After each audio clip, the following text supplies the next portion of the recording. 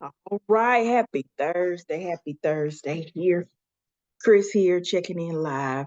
The Wiley Report. This is just a wrap up. This is gonna be a short video. I promise you it's gonna be short. Today is Thursday. It is February 9th. Today I participated in a talk for the humanities uh, writing from the intersections research cluster. I'm on that talk with Professor Karen Wickett, with Professor Sarah Dallin Park, and Professor Melissa Ochebek. And today we had our first speaker series, and the speaker that we had today was Professor Bonilla-Silva, who's affiliated with Duke University. He's a full professor, and he talked about what is systemic racism, and he talked about racialized spaces, this history of white institutions. And he came and gave this talk virtually. And the only reason I'm on here is not to brag or to boast. I'm just on here chatting, from the information science doctoral student chronicles to share my excitement, because 34 people showed up online virtually, and at least 8 people were in the room. And for me, that's a high. That's a, you know how the meme says, a win is a win. A win is a win. A win is a win. Yes, it is. It is a win is a win. Because the idea when I went to my advisors about, this cluster was like, I wanted to recreate conversations and spaces and things that I had in other classes.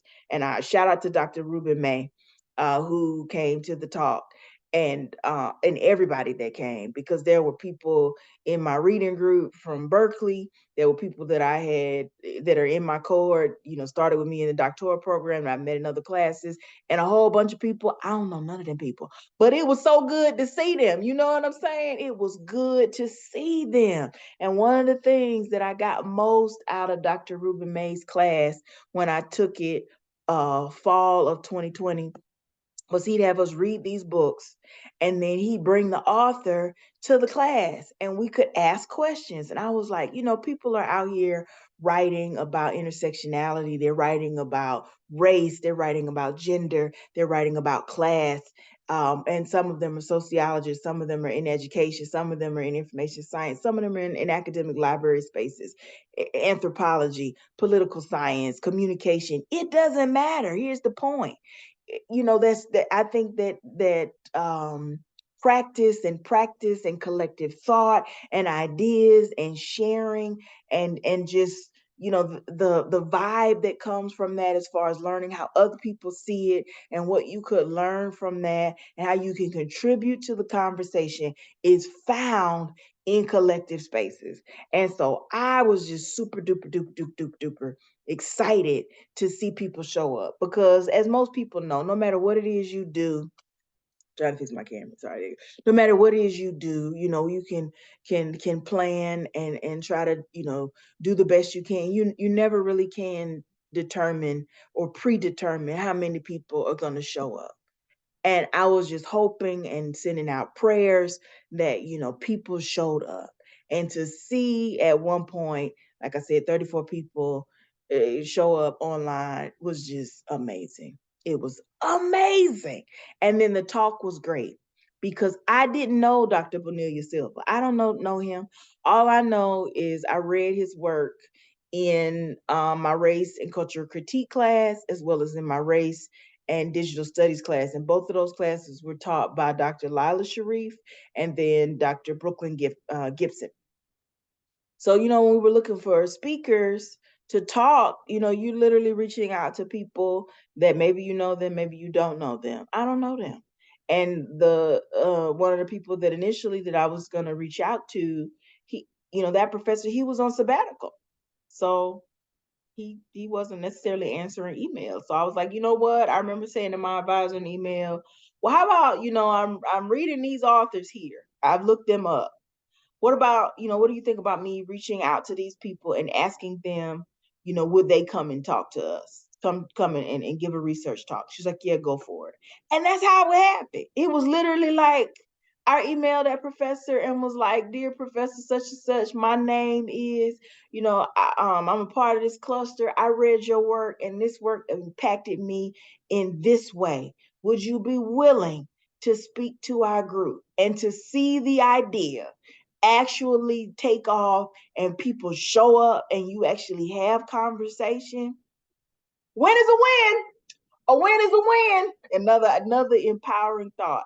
Go with all your ideas, whatever they are. You go with. You just keep going. Just keep going. It was so encouraging and it was so empowering to see the people and to have conversations and to meet him, because oftentimes a lot of these people, like I said, I don't know them. They're people that I cyber stalk educationally and professionally because they are writing work in areas that I'm interested in, or I really get something out of their work, and I want to know their process. How did you become you? How did you write this? How do you have courage to have these conversations in spaces? Because oftentimes when we think about race and gender and class, oftentimes people that look like me, when they do the actual data, the actual statistics of people that are faculty in primarily white institutions, the numbers start decreasing. They just do, because it just becomes, onesies, twosies, maybe five. In information science, there have only been five African American faculty. There's only one that remains. Here's the news. That's the same in an academic library space. That's the same level of statistics and data if you talk about in engineering, in English, in sociology, outside of academia. Representation matters. People need to see themselves. And it's not just in the seeing of themselves as far as who we hire.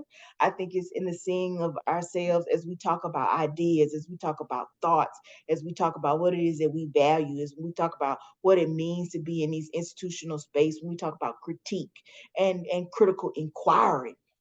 What does that mean? What does that look like? And how I really believe practical conversation, meaningful contribution occurs when so many people come to the room. And I'm even open to the fact that people may or may not agree. I know sitting in a room listening to the history of white institutions and talking about whiteness is an area that some people might be like, I don't know how I'm gonna feel about that. I don't know if that's really gonna work out. But it's not really about whiteness as a race. It's just whiteness and how it comes up institutionally and how that has what it and what those impacts mean and how they've been felt. And who better to tell you than people who experienced it systemically each and every day. Whether or not you agree with that thought or you believe that's standardized knowledge or scientific information or not, it's still true out here in these streets. So my ultimate point is just feeling euphoric and feeling excited about the reality that the first speaker series, went well. I'm really looking forward to the rest of the series that we have for other people that were invited. I know next week, February 16th, we're having a community conversation, which means people can come either to the information science building on campus or virtually and talk about the talk. We recorded it today, so it will be available later, either probably sometime tomorrow. But I am super duper extremely excited about the fact that people showed up, and not just they showed up, that the Professor Silva is an amazing speaker. He's the kind of scholar that talks it and lives it out. And I think that's the purpose. That's what we should be doing when we think about whatever it is that we do. You should be living it out, not just in theory, but in actual practice, living exactly what it is out that you believe. Whatever that is, you should be doing that.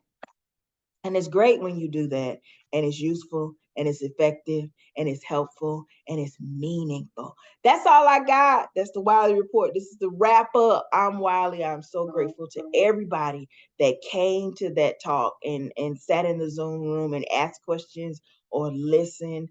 I am so filled with gratitude that this idea really does work and that people do have great, meaningful conversations, and they'll come to the space and just chat about it. I'm excited.